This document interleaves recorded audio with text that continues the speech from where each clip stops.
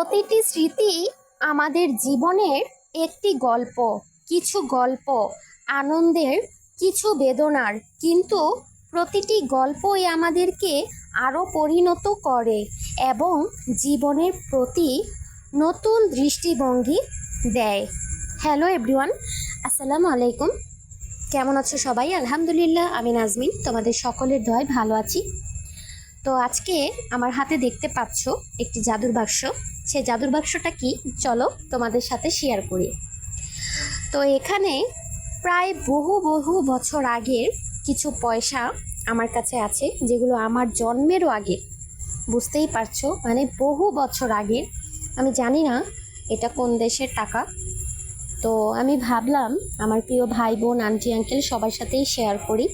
অনেকে হয়তো বা টাকাগুলো দেখেছো বা চিনো, কিন্তু আমি চিনিও না, হাতে গোনা দুই একটা চিনি, আর বাকি কিছুই চিনি না। মানে এগুলো আমার জন্মেরও আগের। তো এখন তোমরা অনেকেই কমেন্টে জানাবে, আপু তুমি যদি নাই দেখো তাহলে এই টাকাগুলো তুমি কোথায় পাইছো? তো মূলত তাদের উদ্দেশ্যেই উত্তরটা দিয়ে দিলাম। এগুলো হচ্ছে আমার দাদার কাছে ছিল, উনি আর নাই, মারা গেছে। তো উনি মারা যাওয়ার আগে আমার আব্বুর কাছে দিয়ে রাখছিল, তো আমার আব্বু আবার আমার কাছে দিছে, মানে স্মৃতি হিসেবে রেখে দিছিল। আমার দাদাও বা কোথায় পেয়েছে সেগুলো আমি জানি না।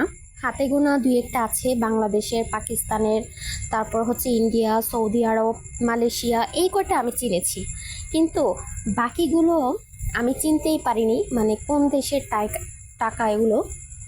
তবে আমার কাছে তো এত পরিমাণ হাসি পাচ্ছিল যে কিছু কিছু পয়সা, বাংলাদেশের পয়সা দেখে মানে একদম ছোট। দেখো এই কোন দেশের টাকা সেটা জানি না, একদম জংকার ধরে গেছে, মানে বহু বছর আগে। আর বাক্সটাও কিন্তু মানে অনেক বছর আগেই, দেখতেই পাচ্ছ। এই বাক্স হয়তো বা এখন পাওয়া যাবে না, মানে এটা কোন দেশের, সম্ভবত হয়তো বা জাপান বা জার্মান নাকি কোরিয়া, সেটা আমি জানি না। তবে বাক্সটা যেমন সুন্দর, টাকাগুলো কিন্তু মাশাআল্লাহ অনেক কিউট কিউট। দেখো কত ছোট ছোট পয়সা বাংলাদেশের।